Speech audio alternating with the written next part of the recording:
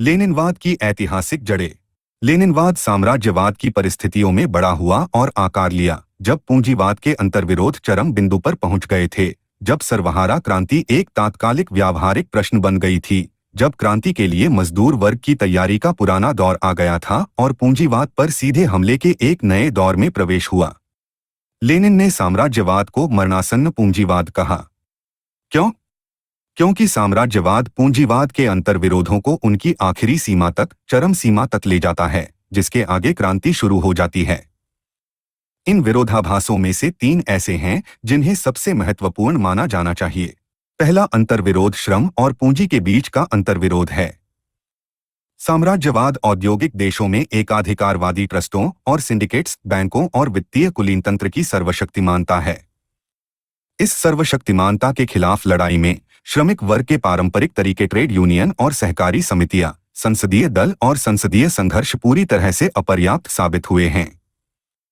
या तो अपने आप को पूंजी की दया पर छोड़ दो, पुराने जैसे घृणित अस्तित्व को दूर करो और नीचे डूबो, या एक नया हथियार अपनाओ। यही वह वैकल्पिक साम्राज्यवाद है जो सर्वहारा वर्ग के विशाल जनसमूह के सामने रखता है। साम्राज्यवाद श्रमिक वर्ग को क्रांति की ओर ले जाता है। दूसरा विरोधाभास विभिन्न वित्तीय समूहों और साम्राज्यवादी शक्तियों के बीच कच्चे माल के स्रोतों, विदेशी क्षेत्र के संघर्ष में विरोधाभास है।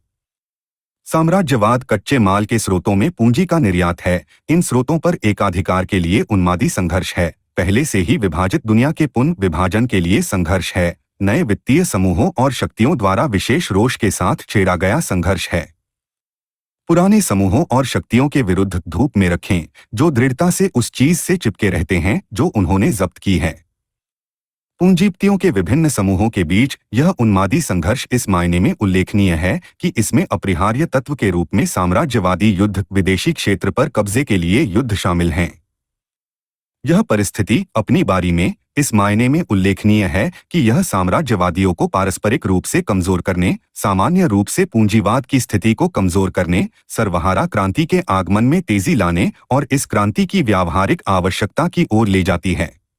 तीसरा विरोधाभास मुट्ठी भर शासक, सभ्य राष्ट्रों और दुनिया के करोड़ों औपनिवेशिक और आश्रित लोगों के बीच का विरोधाभास है। साम्राज्यवाद विशाल उपनिवेशों और आश्रित देशों में रहने वाले करोड़ों लोगों का सबसे नंगा शोषण और सबसे अमानवीय उत्पीड़न है। इस शोषण और इस उत्पीड़न का उद्देश्य अत्यधिक मुनाफा कमाना है। लेकिन इन देशों का शोषण करने में साम्राज्यवाद इन रेलवे, कारखानों और मिलों, औद्योगिक और वाणिज्यिक केंद्रों का निर्माण करने के लिए मजबूर है। सर्वहारा वर्ग का उदय, देशी बुद्धिजीवी वर्ग का उदय, राष्ट्रीय चेतना का जागरण, मुक्ति आंदोलन का विकास ये इस नीति के अपरिहार्य परिणाम हैं। बिना किसी अपवाद के सभी उपनिवेशों और आश्रित देशों में क्रांतिकारी आंदोलन की वृद्धि इस तथ्य की स्पष्ट गवाही देती है। यह परिस्थिति सर्वहारा वर्ग के लिए महत्वपूर्ण है क्योंकि यह उपनिवेशों और आश्रित देशों को साम्राज्यवाद के भंडार से सर्वहारा क्रांति के भंडार में परिवर्तित करके पूंजीवाद की स्थिति को मौलिक रूप से कमजोर कर देती है। सामान्य तौर पर ये साम्राज्यवाद के प्रमुख अंतर्विरोध हैं जिन्होंने पुराने, फलते फूलते पूंजीवाद को मरणासन्न पूंजीवाद में बदल दिया है। 10 साल पहले शुरू हुए साम्राज्यवादी युद्ध का महत्व अन्य बातों के अलावा इस तथ्य में निहित है कि इसने इन सभी विरोधाभासों को एक साथ इकट्ठा किया और उन्हें तराजू पर फेंक दिया, जिससे सर्वहारा वर्ग की क्रांतिकारी लड़ाइयों में तेजी आई और सुविधा हुई। दूसरे शब्दों में, साम्राज्यवाद न केवल क्रांति को व्यावहारिक अपरिहार्यता बनाने में सहायक था, बल्कि पूंजीवाद के गढ़ों पर सीधे हमले के लिए अनुकूल परिस्थितियां बनाने में भी सहायक था। ऐसी ही अंतर्राष्ट्रीय परिस्थिति थी जिसने लेनिनवाद को जन्म दिया। कुछ लोग कह सकते हैं, यह सब बहुत अच्छा है, लेकिन इसका रूस से क्या लेना देना है, जो साम्राज्यवाद की शास्त्रीय भूमि नहीं थी और नहीं हो सकती है। इसका लेनिन से क्या लेना देना है, जिन्होंने मुख्य रूप से रूस में और रूस के लिए काम किया। सभी देशों में से रूस, लेनिनवाद का घर, सर्वहारा क्रांति के सिद्धांत और रणनीति का जन्मस्थान क्यों बन गया? क्योंकि साम्राज्यवाद के इन सभी अंतर्विरोधों का केंद्र बिंदु रूस था। क्योंकि रूस किसी भी अन्य देश से अधिक क्रांति से गर्भवती थी और इसलिए वह अकेले ही उन विरोधाभासों को क्रांतिकारी तरीके से हल करने की स्थिति में थी। शुरुआत करने के लिए जारशाही रूस अपने सबसे अमानवीय और बर्बर रूप में हर तरह के उत्पीड़न, पूंजीवादी, औपनिवेशिक और सैन्यवादी का घर था। कौन नहीं जानता कि रूस में पूंजी की सर्वशक्तिमानता को जारवाद की निरंकुशता, रूसी राष्ट्रवाद की आक्रामकता के साथ गैर रूसी लोगों के संबंध में जारवाद की जल्लाद की भूमिका पूरे क्षेत्रों तुर्की, फारस, चीन के शोषण के साथ जोड़ा गया था। जारशाही द्वारा इन क्षेत्रों पर कब्जा करने के साथ विजय के युद्धों के साथ लेनिन यह कहने में सही थे कि जारवाद सैन्य सामंती साम्राज्यवाद था। जारवाद साम्राज्यवाद की सबसे खराब विशेषताओं का केंद्रीकरण था, जिसे ऊंचे स्तर पर उठाया गया था। आगे बढ़ने के लिए जारिस्ट रूस पश्चिमी साम्राज्यवाद का एक प्रमुख भंडार था, न केवल इस अर्थ में कि इसने विदेशी पूंजी को मुफ्त प्रवेश दिया, जो रूस की राष्ट्रीय अर्थव्यवस्था की ईंधन और धातुकर्म उद्योगों जैसी बुनियादी शाखाओं को नियंत्रित करता था, बल्कि इस अर्थ में भी कि यह आपूर्ति कर सकता था लाखों सैनिकों के साथ पश्चिमी साम्राज्यवादी 14 लाख मजबूत रूसी सेना को याद करें, जिसने ब्रिटिश और फ्रांसीसी पूंजीपतियों के भारी मुनाफे की रक्षा के लिए साम्राज्यवादी मोर्चों पर अपना खून बहाया था। इसके अलावा जारवाद न केवल यूरोप के पूर्व में साम्राज्यवाद का प्रहरी था, बल्कि इसके अलावा यह पेरिस और लंदन, बर्लिन में प्राप्त ऋणों पर ब्याज के माध्यम से सैकड़ों मिलियन आबादी को निचोड़ने के लिए पश्चिमी साम्राज्यवाद का एजेंट था। और ब्रुसेल्स अंततः तुर्की, फारस, चीन आदि के विभाजन में जारवाद पश्चिमी साम्राज्यवाद का सबसे वफादार सहयोगी था। कौन नहीं जानता कि साम्राज्यवादी युद्ध जारशाही द्वारा एंटेंटे के साम्राज्यवादियों के साथ गठबंधन में छेड़ा गया था और रूस एक अनिवार्य सहयोगी था। यही कारण है कि जारवाद और पश्चिमी साम्राज्यवाद के हित आपस में जुड़े हुए थे और अंतः साम्राज्यवादी हितों के एक ही समूह में विलीन हो गए। क्या पश्चिमी साम्राज्यवाद पूर्व में इतने शक्तिशाली समर्थन और पुराने जारशाही बुर्जुआ रूस जैसे जनशक्ति और संसाधनों के इतने समृद्ध भंडार के नुकसान के लिए खुद को त्याग सकता है, इसके खिलाफ जीवन मृत्यु संघर्ष छेड़ने के लिए अपनी सारी ताकत लगाए बिना? रूस में क्रांति जारसिम की रक्षा और संरक्षण के उद्देश्य से बिल्कुल नहीं, लेकिन इससे यह पता चलता है कि जो कोई भी जारवाद पर प्रहार करना चाहता था, उसने अनिवार्य रूप से साम्राज्यवाद के खिलाफ अपना हाथ उठाया। जो कोई भी जारवाद के खिलाफ खड़ा हुआ, उसे साम्राज्यवाद के खिलाफ भी उठना पड़ा, क्योंकि जो कोई भी जारवाद को उखाड़ फेंकने पर आमादा था, उसे साम्राज्यवाद को भी उखाड़ फेंकना था, अगर उसका इरादा वास्तव में न केवल जारवाद को हराना था, बल्कि उसका सफाया करना था। इस प्रकार जारवाद के विरुद्ध क्रांति आगे बढ़ी और उसे साम्राज्यवाद के विरुद्ध क्रांति, सर्वहारा क्रांति में बदलना पड़ा। इस बीच रूस में एक जबरदस्त लोकप्रिय क्रांति उभर रही थी, जिसका नेतृत्व दुनिया का सबसे क्रांतिकारी सर्वहारा वर्ग कर रहा था, जिसके पास रूस के क्रांतिकारी किसान वर्ग जैसा महत्वपूर्ण सहयोगी था। क्या इसे इस बात के सबूत की जरूरत है कि ऐसी क्रांति आधे रास्ते में नहीं रुक सकती, कि सफल होने की स्थिति में उसे आगे बढ़ना होगा और साम्राज्यवाद के खिलाफ विद्रोह का झंडा उठाना होगा?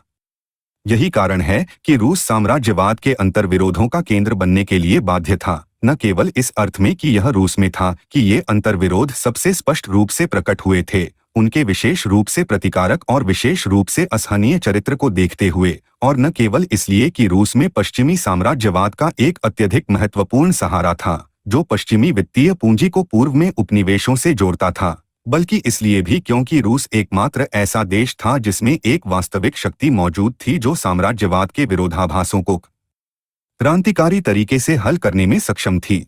हालांकि इससे यह पता चलता है कि रूस में क्रांति सर्वहारा क्रांति बनने के अलावा नहीं हो सकती थी, कि अपनी शुरुआत से ही यह एक अंतर्राष्ट्रीय चरित्र ग्रहण कर सकती थी, और इसलिए यह विश्व साम्राज्यवाद की नींव को हिला नहीं सकती थी।